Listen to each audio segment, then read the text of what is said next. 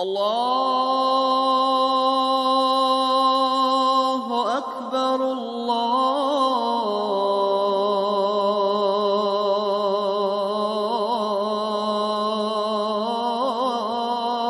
अकबर। हर रोज़ दिन में 5 बार मस्जिदों से अज़ान दी जाती है और ये कोई नई बात नहीं है। लगभग 1500 वर्ष पूर्व पैगंबर हज़रत मोहम्मद सल्लल्लाहु अलैहि वसल्लम के समय से ही इसका आरंभ हो गया था और इस समय देश और दुनिया की हर मस्जिद से अज़ान की आवाज़ सुनी जा सकती है। हमारे देश में आजकल इस अज़ान को लेकर बहुत सारी गलतफहमियाँ फैल गई हैं, जिसके कारण अज़ान पूरे देश में चर्चा का विषय बनी हुई है। कहा जाता है कि क्या अल्लाह बहरा है जो उसको पुकारने के लिए लाउड स्पीकर की आवश्यकता पड़ती है। कुछ दूसरे लोग कहते हैं कि अज़ान में अकबर बादशाह को क्यों याद करते हैं जबकि उसको मरे हुए तो सैकड़ों वर्ष हो गए हैं। एक नया आरोप ये लगाया जाने लगा है कि अज़ान में अल्लाह और उसके पैगंबर हज़रत मोहम्मद सल्लल्लाहु अलैहि वसल्लम की बड़ाई की घोषणा दूसरों की अवमानना और अनादर का प्रतीक है। सच्चाई यह है कि अज़ान में ना तो अल्लाह को पुकारते हैं, ना हज़रत मोहम्मद सल्लल्लाहु अलैहि वसल्लम को, और ना ही इसका उद्देश्य किसी की अवमानना करना है।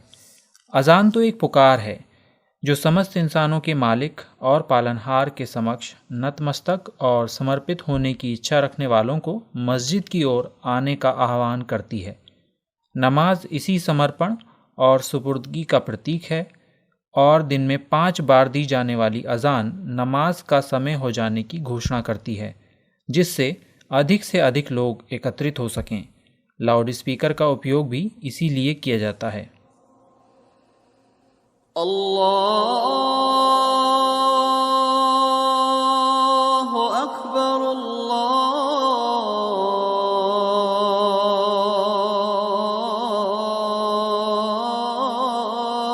अकबर। अज़ान का आरंभ अल्लाहु अकबर के शब्दों से होता है, जिससे अकबर बादशाह को पुकारे जाने की गलतफहमी उत्पन्न हुई है। अल्लाहु अकबर का अर्थ होता है ईश्वर सबसे महान है। अरबी भाषा में ईश्वर को अल्लाह के नाम से पुकारा जाता है और अकबर का अर्थ होता है महान। दुनिया में कौन है जो ईश्वर की महानता का इनकार करता हो? वही समस्त इंसानों का रचयिता और पालनहार है। वह अत्यंत दयावान, कृपाशील और पूरी मानवता से प्रेम करने वाला है। वह सर्वशक्तिमान, सर्वज्ञानी और सर्वव्यापी है। अल्लाह अकबर कहने से ईश्वर की महानता के साथ इंसानों के अत्यंत छोटा, तुच्छ और महत्वहीन होने का भी बोध होता है, और इंसानों की यही वास्तविकता है। अशहदु अल्ला इलाहा इल्लल्लाह,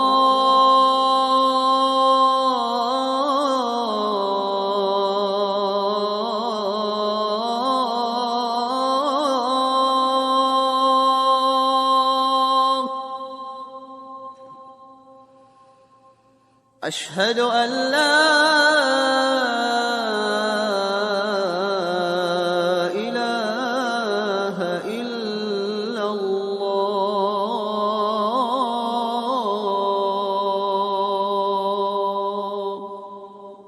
ईश्वर की महानता का गुणगान करने के बाद कहा जाता है कि ईश्वर के अतिरिक्त कोई इबादत के योग्य और पूजनीय नहीं है।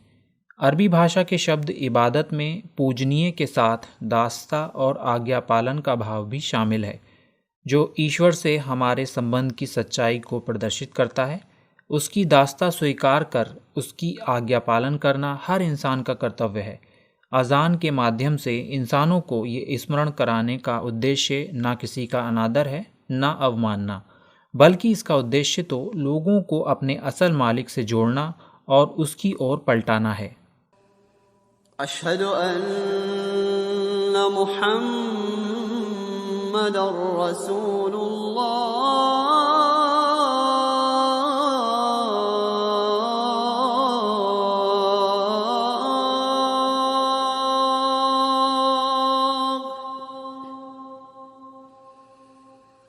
अशहदु अन्ना मुहम्मदर रसूलुल्लाह।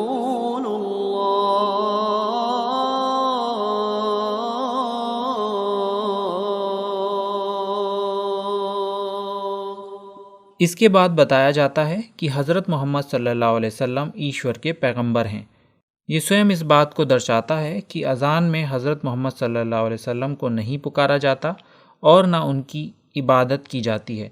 वो भी एक इंसान थे जिन्हें ईश्वर की ओर से मार्गदर्शक नियुक्त किया गया, जिस प्रकार पहले भी मार्गदर्शक नियुक्त किए जाते रहे हैं।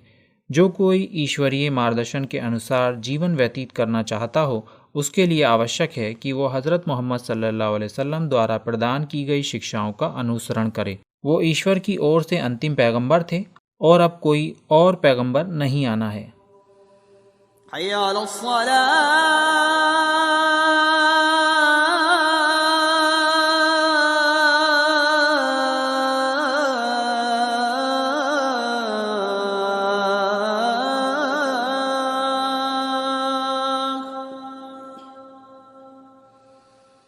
हय्या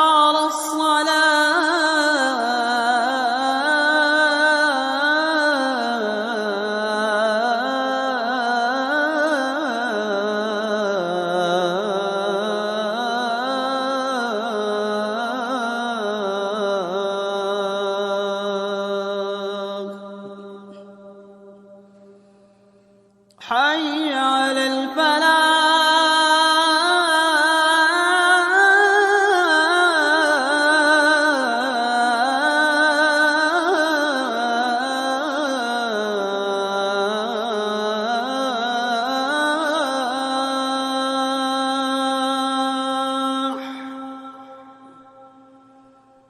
حي على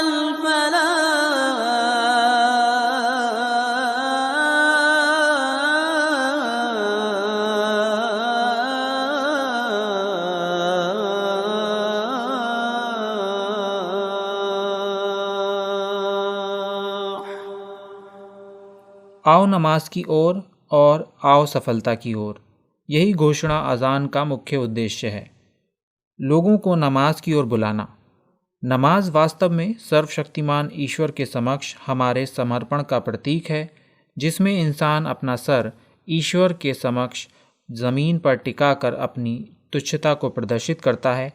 चूँकि इस्लाम का अर्थ ही समर्पण है, इसलिए नमाज को सबसे महत्वपूर्ण स्थान दिया गया है। लौकिक और पारलौकिक जीवन में सफलता का रास्ता नमाज से होकर जाता है, इसलिए इस्लाम में नमाज के लिए लोगों का आह्वान करने का विशेष प्रावधान किया गया है। नमाज से कुछ समय पूर्व अज़ान देकर लोगों को मस्जिद की ओर बुलाया जाता है। अल्लाहु अकबर अल्लाहु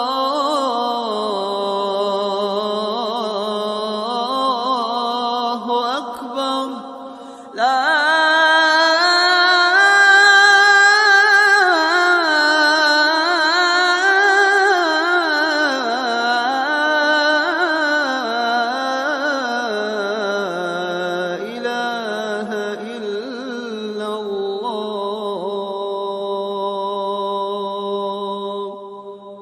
नमाज की ओर बुलाने के बाद अंत में अज़ान की समाप्ति से पूर्व एक बार पुनः लोगों को याद दिलाया जाता है कि ईश्वर ही सबसे महान है और उसके अतिरिक्त कोई इबादत के योग्य और पूजनीय नहीं है। ध्यान देने योग्य बात है कि अज़ान में इस विशाल ब्रह्मांड के रचयिता, मालिक और संचालक ईश्वर का गुणगान किया जाता है और उसी के समक्ष नतमस्तक हो जाने के लिए लोगों का आह्वान किया जाता है। एक अत्यंत आकर्षक और मनमोहक अंदाज में लोगों को अपने ईश्वर के समक्ष उपस्थित होने के लिए प्रेरित किया जाता है, जिससे कि वह अपनी दिनचर्या में उलझकर अपने इस कर्तव्य को भूल गए हों तो उनको स्मरण हो जाए और वो अपने जीवन को सफल बनाने के लिए नमाज की ओर चले आएं। ईश्वर ने नमाज को दिन में 5 बार अनिवार्य किया है, इसलिए अज़ान भी 5 बार दी जाती है। प्रातःकाल उठकर ईश्वर की वंदना करने की प्रथा सदा से रही है। लोग जब गहरी नींद में सो रहे हों, उस समय उनको नमाज के लिए जागरूक करने के लिए प्रातःकाल की अज़ान के मध्य में ये शब्द भी सम्मिलित किए गए हैं कि नमाज नींद से बेहतर है, अर्थात अब नींद से उठो और नमाज की ओर चले आओ। इसी में तुम्हारी सफलता और कल्याण है। मस्जिदों से गूंजने वाली अजान की आवाज़ लोगों को ईश्वर के समक्ष एकत्रित करती है, तो लोगों में आपस में प्रेम और सद्भाव उत्पन्न होता है और समाज में आपसी सहयोग और सौहार्द का वातावरण पैदा होता है। आइए अंत में मंत्रमुग्ध कर देने वाली एक अजान का आनंद लेते हैं। अल्लाहु अकबर, अल्लाहु अकबर,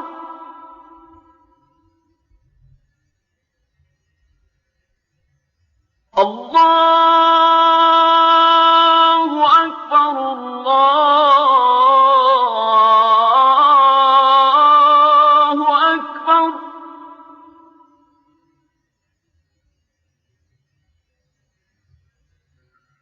أشهد أن لا إله إلا الله،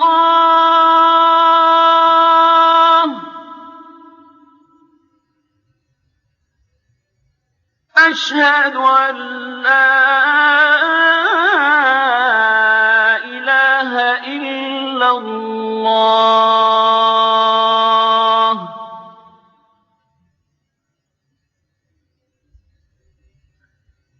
أشهد أن محمدًا رسول الله،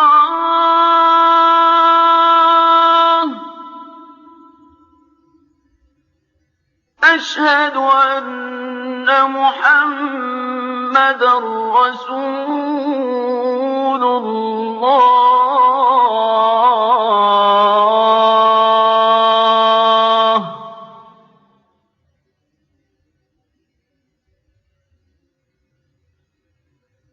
حي على الصلاة،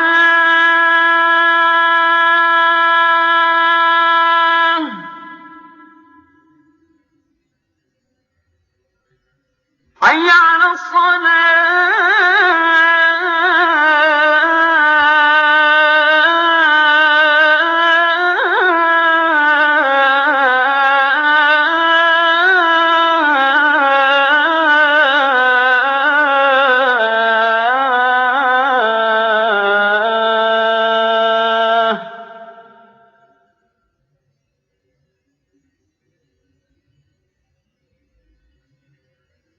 حي على الفلاح،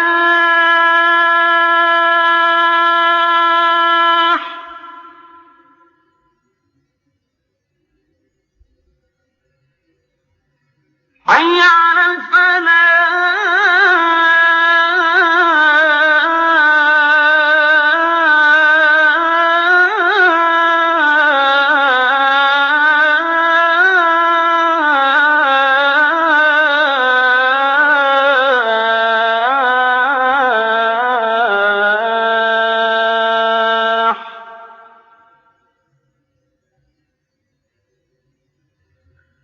الله أكبر،